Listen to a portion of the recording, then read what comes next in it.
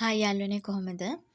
ඉතින් මෙතන ඉඳලා වීඩියෝ සීරීස් එකක් මම අරන් එනවා නයිමිරිස් වගාව සම්බන්ධව. ඒ වීඩියෝ සීරීස් එකේ පළවෙනි වීඩියෝ එක තමයි මේ ඔයා නරඹන්නේ. මේ වීඩියෝ එකේදී මම බලාපොරොත්තු වෙන්නේ නයිමිරිස් වගාවකදී අපි අනිවාර්යයෙන්ම සාර්ථකවම කරගන්න ඕන දෙයක් තමයි නිරෝගී පැළ ලබා ගන්න එක. එතනදී අපිම බීජ තවන් කරලා පැළ ලබා ගන්න එක තමයි සාර්ථක. එහෙම අපහසු කෙනෙකුට පැළ මිලදී ගන්නත් පුළුවන්. ඉතින් මං කොහොමද මේ පැළ තවන් කරගන්නේ කියන එක ඔයාලට දැන් පෙන්නන්නම්.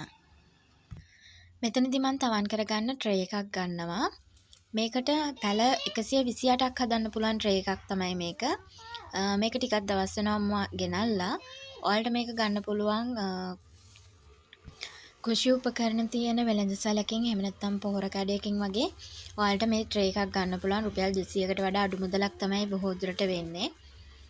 ඉතින් මෙතනදී මම මේ ට්‍රේ එකට දාගන්න තවන් මාධ්‍ය සකස් කරගන්නවා. එතනදී මම පාවිච්චි කරන්නේ කොහොබත් කොටස් එකකට කොම්පෝස් කොටස් එකක්.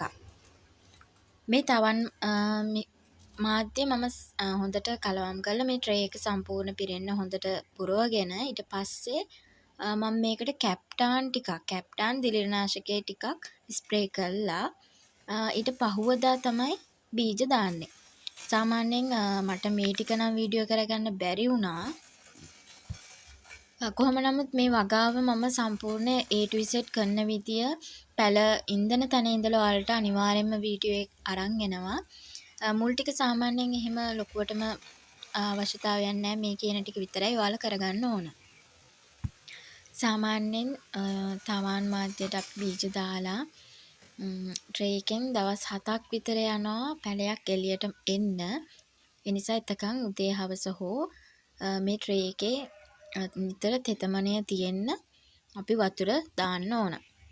වතුර දාද්දී අනිවාර්යෙන් මතක තියාගන්න මේ ඇට උඩට පෑදෙන්නේ නැති වෙන්න ඔයාලා සාමාන්‍ය ස්ප්‍රේ කරන එකකින් වගේ වතුර ස්ප්‍රේ කරන්න පුළුවන් නම් වඩාත් හොඳයි. ඒ වගේම තද අවුවේ තියන්න එපා මේක සාමාන්‍යයෙන් පොඩ්ඩක් අවුව වැටෙන තැනක් වෙන්නත් ඕන. ලොකුවටම අවුව වැටෙන්න දෙන්නත් එපා. මොකද මේවා තාම මුල්ම අවදියේ තියෙන නිසා.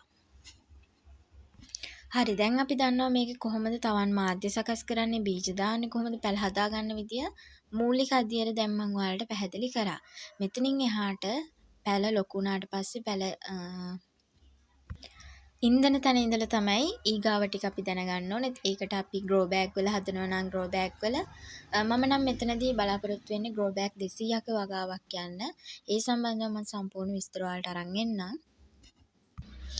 මිරිස් ප්‍රභේද ගැනත් අපි චුට්ටක් දැනුවත් වුණොත් මිරිස් ප්‍රභේද ගොඩක් තියෙනවා. ඒ අතරින් මම වගා කරන්නේ හයිබ්‍රිඩ් එක. හයිබ්‍රිඩ් කියලා කියන්නේ සාමාන්‍යයෙන් පැහැය ගත්තොතින් ගොඩක්ම ලා කොළ පාටයි කහ පාටට හුරු වගේ පාටක්. මේකේ පොත්ත ගොඩක් ඝනකමින් වැඩි. ඒ කියන්නේ බර වැඩි, අස්වැන්න වැඩි.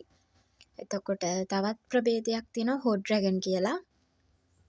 හොඩ් ඩ්‍රැගන් කියලා කියන එක සාමාන්‍යයෙන් කොළ පාටයි. නමුත් තද කොළ පාට නෑ. ලා කොළ පාටක් ඒකේ තියෙන්නේ. මේකෙත් ටිකක් අස්වැන්න වැඩි. මාකට් මිල සාමාන්‍ය මිලක් තියෙනවා, හොඳ මිලක් තියෙනවා. ඒ වගේම ඩාර්ක් ග්‍රීන් කියලා තව ප්‍රභේදයක් තියෙනවා. මේකෙත් අස්වැන්න ටිකක් අඩුයි. නමුත් මිල හොඳයි. සාමාන්‍ය සාපේක්ෂව ගත්තොත් හයිබ්‍රිඩ් එකට වඩා අර දෙකේම අස්වැන්න ටිකක් අඩුයි. සමහරක් අවස්ථාවල හොඩ් ඩ්‍රැගන් එක හයිබ්‍රිඩ් එකට සාපේක්ෂව අස්වැන්න දෙන අවස්ථා තියෙනවා. ඒක සාත්තුවත් මත තමයි බොහෝ වෙලාවට තීරණය වෙන්නේ. ඉතින් ওই විදිහට තමයි මිරිස් ප්‍රභේද ප්‍රධානම මිරිස් ප්‍රභේද තුන නයිමිරිස් වල මීට අමතරව තවත් ප්‍රභේද තියෙනවා. නමුත් ගොඩක් දෙනෙක් වගා ගන්න ප්‍රධානම ප්‍රභේද තුන තමයි ওই ටික. සාමාන්‍යයෙන් නයිමිරිස් වගාවක් කරද්දී මේකට වැළඳෙන විවිධ ලෙඩ රෝග තියෙනවා. ඒ වගේම ඌනතා එනවා. ඒවට අපි නිවැරදිව සාත්තු කරන්න ඕන විදිය දැනගන්න ඕන. පෝර දාන්න ඕන විදිය ප්‍රමාණ කාලසටහන් කෘමිනාශක දිලීරනාශක දියර පෝර මේ වගේ ඒවා දෙන්න ඕන විදි තියෙනවා. මේ සම්බන්ධව A to Z මම පැහැදිලි කරනවා ඉස්සරහට එන වීඩියෝ සීරීස් එකෙන්ම.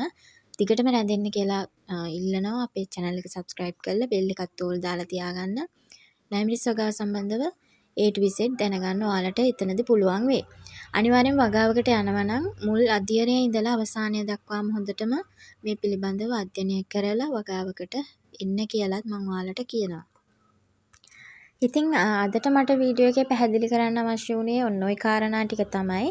ඉදිරි වීඩියෝ වලදී අපි බලමු කොහොමද මේ පස් වාද්‍ය සකස් කරගන්නේ ග්‍රෝ බෑග් එකක අපි පැල ඉඳද්දි.